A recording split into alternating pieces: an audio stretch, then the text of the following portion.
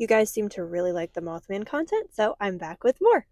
To recap, the Mothman was spotted in Pleasant Point, West Virginia in November of 1966 for the first time.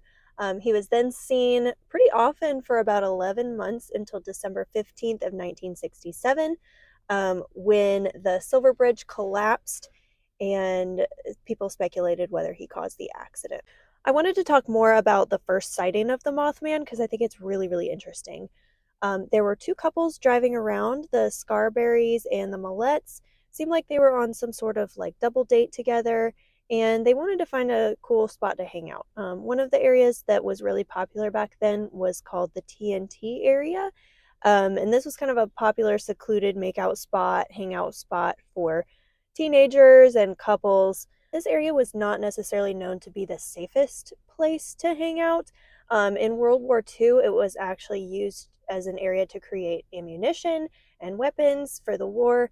And then in 2010, I think it actually exploded due to leftover gunpowder. There were also quite a few leftover bunkers and buildings. Can't imagine this place in the dark. That would be so scary.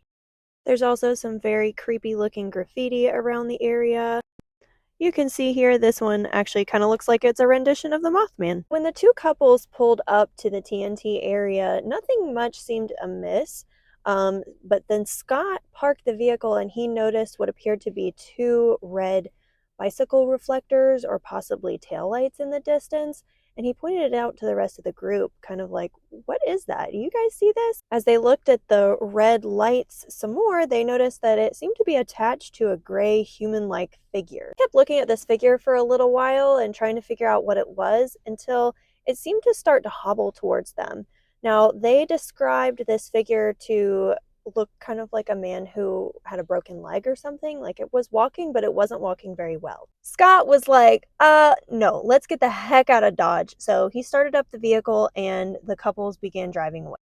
This seemed to make the creature angry because it took flight, and the Scarberries described this creature to have been moving at speeds of 100 to 105 miles per hour.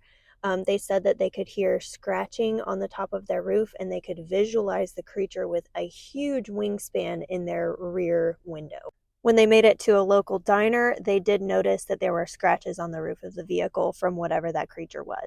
Come back for the next part.